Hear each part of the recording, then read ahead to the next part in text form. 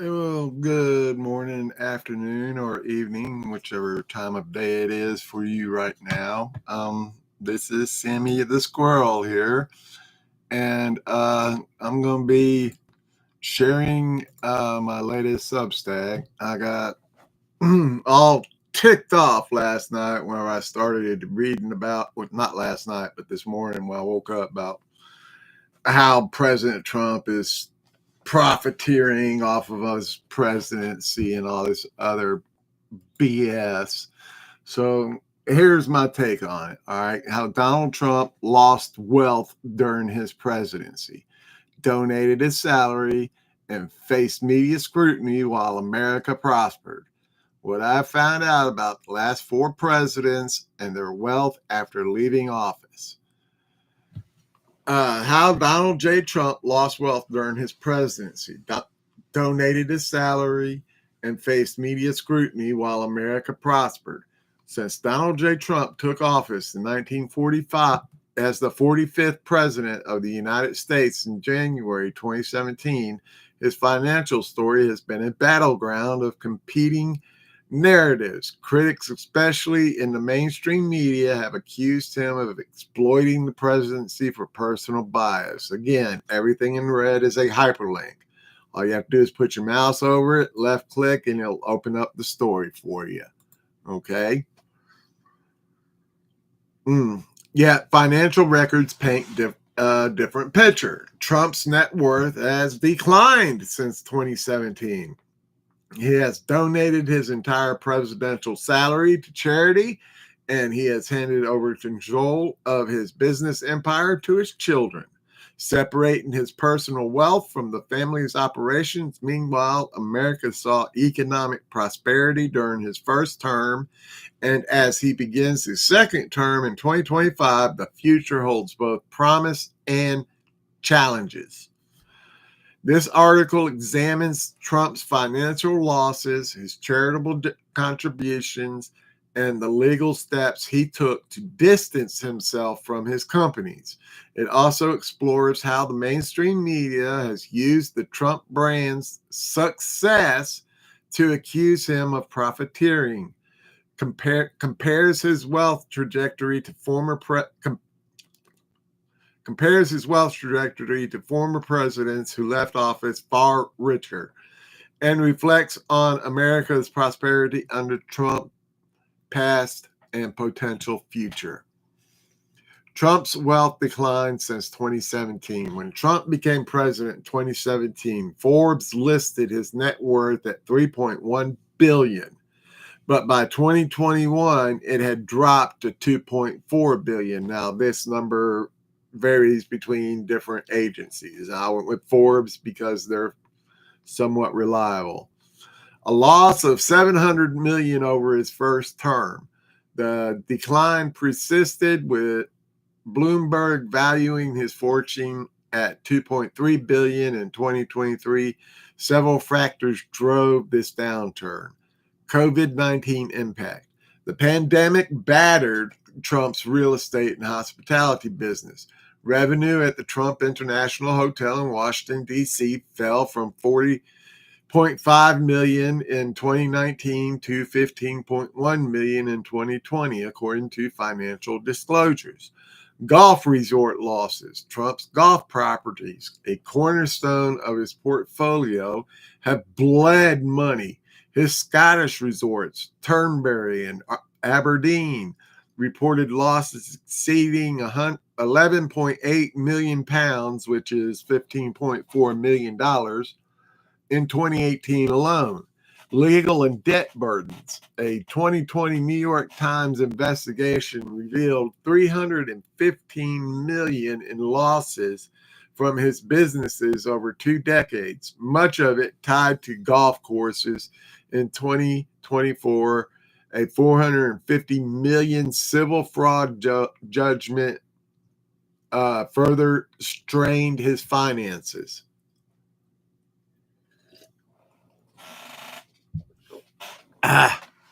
These figures contradicted claims that Trump's profiteering or profited from his presidency. His financial disclosures often cite revenue, not profit, leading to inflated perceptions of success. For instance, his 2017 disclosure listed $75 million for Trump national morale, but this was revenue offset by significant debt and operational costs. All right. Donating his presidential salary to charity. As far as I could tell, President Trump was the only president in history besides President Washington, I think it was, to donate their entire salary to the state, to the government, back to the government. Trump has donated his entire presidential salary, $400,000 annually. And I can't believe I finally figured out how to put that big space in there instead of that little itty bitty one. Since taking office in 2017, a practice he has continued into his second term starting in 2025. Over 8 years, this totals $3.2 million directed to various causes, including 2017 National Park Service to preserve historic battlefields, 2018 Department of Education for STEM initiatives, 2019 Department of Health and Human Services to address the opioid crisis, 2025 Veterans Affairs for mental health group programs. Unlike most predecessors who kept their salaries, Trump's donations align with his pledge to serve without personal financial gain, a symbolic but consistent gesture given his billionaire status. Turning over the Trump empire to his children. To avoid conflicts of interest, Trump relinquished control of the Trump Organization in 2017, resigning from all management roles and placing his assets into the Donald J. Trump Revocable Trust. His sons, Donald Jr. and Eric, along with longtime associate Alan Weiselberg, manage the trust. While Trump retains ownership, he has no role in daily operations, effectively separating his personal wealth from the family's business activities. Under his son's leadership, the Trump Organization has expanded. Foreign licensing deals in Qatar and Saudi Arabia include a $1 billion Trump-branded hotel in Dubai. Crypto Ventures, the family launched World Liberty Financial, a cryptocurrency platform with Trump as chief crypto advocate. Routers estimated $320 million in trading fees from the $Trump meme coin, though Trump's direct financial benefit is limited to his promotional role.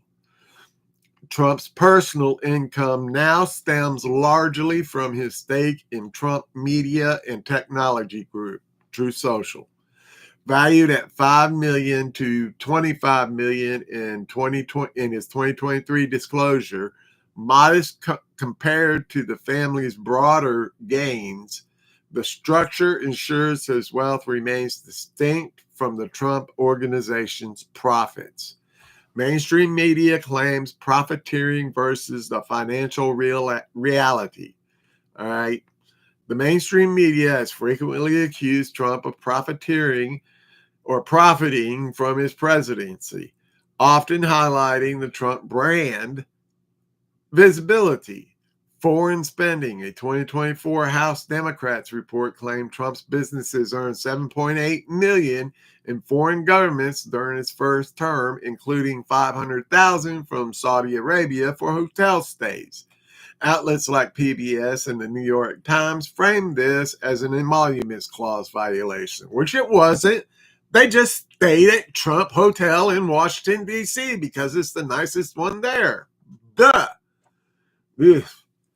High-profile deals. NPR and Axios have pointed to a $2 billion Emirati investment in World Liberty Financial, suggesting it ties Trump's influence to foreign interests.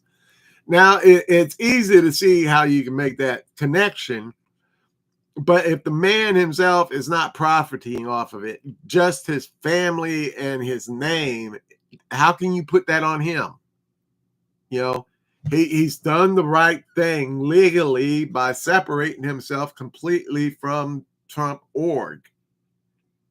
But that doesn't mean Trump org can't still make a profit. Yet these claims often blur the lines between the Trump organization's revenue and Trump's personal profit. The 7.8 million, while significant, is a small slice of the 2.4 billion in total revenue Forbes estimated for his businesses from 2017 to 2020, much of which was eaten up by losses and debt. The trust arrangement means Trump doesn't directly benefit. His sons oversee the earnings. Critiques argue foreign entities staying at Trump properties are currying favor, but supporters call it standard business. Call it standard business, not proof of policy sway, proof of policy sway. In my personal opinion, we have to fix the Smith-Mundt Act of 1948 that President Obama modernized in 2012, removing any and all punishments that could be handed down to the mainstream media for knowingly misleading their viewers, readers with propagandized news headlines and purposeful misinformation. Y'all knew I was going to get the Smith-Mundt Act in there, just like y'all know Bitcoin is going to be part of the conversation with G-Money. Former presidents left office wealthier. Unlike Trump, most former presidents saw their wealth soar post-tenure. Barack Obama's net worth went from 1.3 million pre-presidency to 70 plus million by 2025. I don't believe I forgot the trust or plus. Driven by book deals and speeches and partnerships with Netflix making pervert movies like Cuties. Bill Clinton grew from 1.2 million to 120 million, which is very highly unlikely. It's probably more in the trillions from all the money they stole from Haiti donations. Also from books and speaking engagements where Clinton charges $500,000 per speech, even if it's just a 5-minute speech.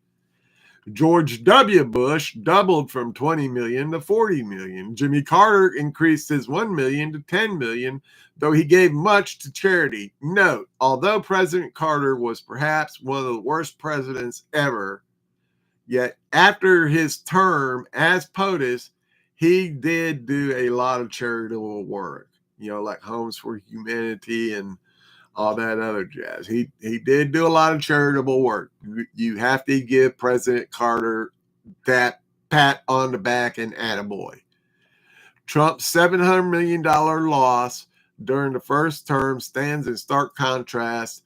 While his family's ventures have flourished, his personal wealth has not followed the lucrative path of his predecessors. America's prosperity under Trump. Trump's first term delivered robust economic gains.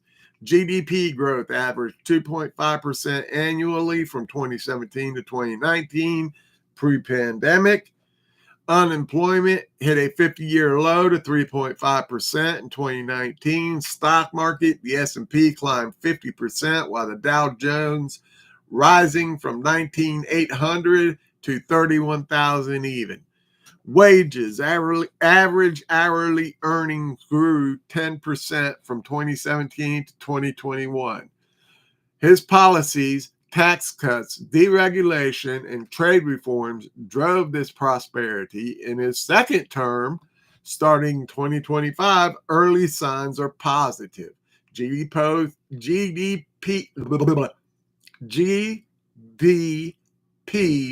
growth is projected at 3.2% for the year, with unemployment steady at 4.1%.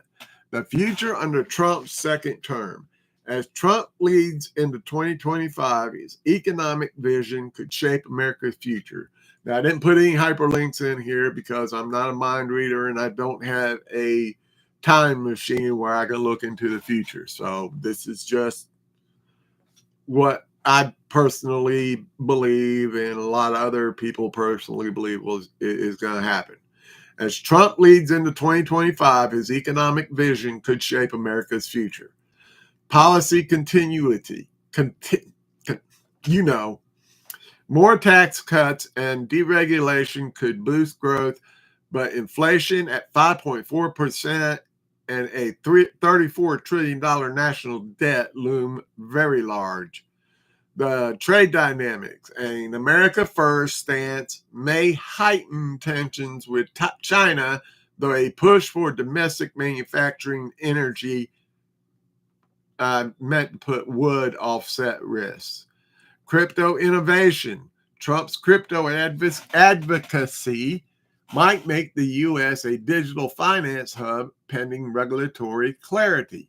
Success hinges on navigating these challenges. If Trump sustains his economic momentum, his second term could solidify his legacy.